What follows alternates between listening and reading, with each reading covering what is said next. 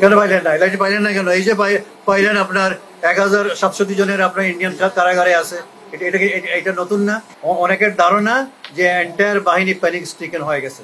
Entire বাহিনী panic stricken হওয়ার কোনো কারণ নাই, বা কারণ এই জন্য কারণ নাই, কারণ এটা যেসব সদস্যরা গুমের সাথে জড়িত এটা তাদের পার্সোনাল ক্রিমিনাল লায়াবিলিটি, এবং কোনো বাহিনী এইসব সেই পার্সোনাল ক্রিমিনাল লায়াবিলিটিকে ওন করা ঠিক না। ক্লিয়ার কথাগুলো? ওন করা ঠিক না, এটা তাদের ব্যক্তিগত দায়। জনগণকে জানানো আপনাদের মাধ্যমে যে আমাদের কাজের একটা ফিরিস্তি দিলাম, একটা আপডেট দিলাম। কেন পাইলেন না? এলআইটি পাইলেন না কেন? এই যে পাইলেন আপনার 1700 জনের আপনার ইন্ডিয়ান কারাগারে আছে। এটা নতুন না। না, আমরা ইন্ডিয়া যাব না, আমরা তো এই যারা ওরা তো তালিকা দিয়েছে, আমাদের কাছে রেকর্ড আছে, আমরা ওগুলো ক্রস চেক করবো, রিলেট করব, তারপর দেখবো যারা গুম হওয়া ব্যক্তি তাদের মধ্যে কেউ আছে কিনা ইন্ডিয়ান জেলে, এবং এটা আরো আসবে। এটা হলো কি কন্টিনিউইং প্রসেস। ওইটা মিনিস্ট্রি অফ ফরেন অ্যাফেয়ার্স বলছে আরো তালিকা আমরা পাঠাবো। তো এগুলো তো যাচাই বাছাই করে দেখতে হবে। বেঁচে থাকার সম্ভাবনা ক্ষীণ বলতে পারি, জেনারেলি স্পিকিং, কিন্তু কয়েকজন বেঁচে থাকতে পারে, ইন্ডিয়ান জেলে থাকতে পারে। তো আমরা তো এগুলো দেখতেছি, ক্রস চেক করতেছি। It requires time. আমরা তো রোবট না, তাই না, যে প্রেস করলাম সব চলে আসবে। এটা তো ওদের প্রত্যেকের ফাইল আছে, এবং আমরা দেখতেছি, রিলেট করতেছি, ক্রস চেক করতেছি, তারপর আমরা সিদ্ধান্তে আসবো যে আমরা কয়জনকে পাইলাম, কয়জনকে পাইলাম না। পেতেও পারি, নাও পেতে পারি। আমাদের কমিশন গঠিত হওয়ার ধরেন 3-4 সপ্তাহের ভিতরে আমরা ফার্স্ট ভিজিট করছি আপনার জিআইসি, যেটা জয়েন্ট ইন্টারোগেশন সেন্টার বা আয়নাগর। তখন আমরা দেখেছি যে কিছু পার্শিয়াল ডিস্ট্রাকশন অফ এভিডেন্স হয়েছে। তো আমরা মুখে বলে আসছি যে আর যাতে ফার্দার ডিস্ট্রাকশন না হয়, এবং আমরা চিঠি দিয়েও বলছি, কথা বুঝছেন? এয়ারপোর্ট থেকে আর হয় নাই, যা হয়েছে তার আগেই, বুঝছেন? আমরা তো গেলাম দুবার। একবার গেলাম তো আমরা নিজেরা, কমিশনের সব মেম্বার 5 জন, আরেকবার গেলাম along with the chief adviser and some other advisers. কিন্তু ওইটা আগের গুলো যা আছে সেইভাবেই আছে। এরপরে ওরা ফার্দার কোনো ডিস্ট্রাকশন করে নাই। শুনেন, আমার কথা হলো যে এন্টায়ার বাহিনী প্যানিক স্ট্রিকেন বা উদ্বিগ্ন হওয়ার কোনো কারণ নাই। কারণ সেই বাহিনীর যেসব সদস্যরা গুমের সাথে জড়িত তাদের প্যানিক স্ট্রিকেন হওয়া বা উদ্বিগ্ন হওয়া স্বাভাবিক।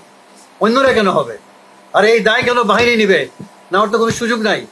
এটা পার্সোনাল ক্রিমিনাল লায়াবিলিটি, এটা ব্যক্তিগত ফৌজদারি দায়।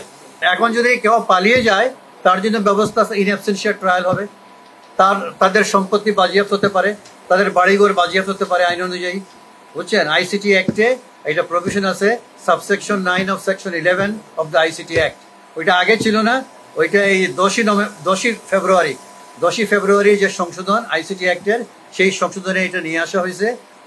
আপনার কোনো এই আসামির প্রয়োজন মনে করলে ট্রাইব্যুনাল তার সম্পত্তি কনফিসকেট বা ফ্রিজ করতে পারে, অবরুদ্ধ বা বাজেয়াপ্ত করতে পারে। না শুনেন, 5 আগস্টের পরে আপনার দেখার কোনো আমাদের টার্মস অফ রেফারেন্স নাই। আমাদের হলো 6 জানুয়ারি 2009 থেকে 5 আগস্ট 2024 পর্যন্ত, এই পিরিয়ড প্রায় 15 বছর। 5 আগস্টের পরে আমাদের দেখার সুযোগ নাই, এবং আপনার 6 জানুয়ারি 2009 আগেরও দেখার সুযোগ নাই, as per our terms of reference বা TUR। না, গুম যাতে চিরতরে বন্ধ হয় তার জন্য ডেফিনেটলি আমরা রিকমেন্ডেশন করব। দরকার হলে আমরা আইনের সংশোধনের জন্য বলবো, ওটা আমাদের ফাইনাল রিপোর্টে আসবে। ক্লিয়ার? আমরা একটা তো আমরা ইন্টারভিউ রিপোর্ট দিয়েছি অন 14th December 2024, আর একটা ইন্টারভিউ রিপোর্ট দেবো আমরা, দ্যাট ইজ আন্ডার প্রিপারেশন। ওইটা hopefully in the month of May 2025, এবং ফাইনাল রিপোর্ট দেবো আমরা বাই ডিসেম্বর 2025। ডিসেম্বরের মধ্যে আমরা ফাইনাল রিপোর্ট দেবো। কারণ বুঝতে আমাদের কাজটা হলো হিউজ কাজ, জাইগেন্টিক টাস্ক। চিন্তা করেন, ভিকটিমদের তাদের কথা শুনতে হয়, আবার যাদের বিরুদ্ধে এলিগেশন, যাদের বিরুদ্ধে আপনার যারা আপনার আসামি বা অ্যাকিউজড বা যারা সাসপেক্ট, তাদেরকেও আবার ইন্টারোগেট করতে হয়, কথা বুঝছেন? আবার অনেক সময় to get at the truth, সত্য অনুসন্ধানের জন্য আবার আপনার অভিযোগকারী এবং আসামিকে ফেস টু ফেস রেখে আমাদেরকে ইন্টারোগেট করা লাগতেছে, কথা বুঝছেন? দুইজনকে ফেস টু ফেস রেখে আমাদেরকে ইন্টারোগেট করতে হয়। সুতরাং it's a very time consuming process. আমাদের একটা প্রাইমা ফেসি আর ট্রাইব্যুনাল একটা হবে কনক্লুসিভ, এবং কনক্লুসিভ ফাইন্ডিং দেওয়ার পরে যদি এটা প্রমাণিত হয় যে হ্যাঁ এ হয়েছে, তাহলে আপনার তাদের পানিশমেন্ট হবে, মানে আইন অনুযায়ী। আর যদি দেখা যায় যে তার এটা প্রমাণিত হয় নাই, তাহলে দে উইল বি অ্যাকুইটেড, তাদের খালাস হয়ে যাবে। এর বাইরে তো কিছু নাই, হয় কনভিকশন হবে অথবা খালাস হবে।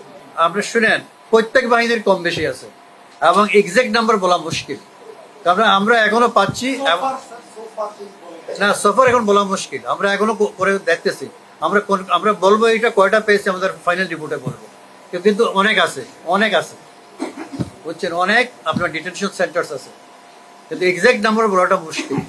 আমাদের we can go beyond the terms of reference, তাই না? আমাদের টার্মস বাইরে যাওয়ার সুযোগ নাই।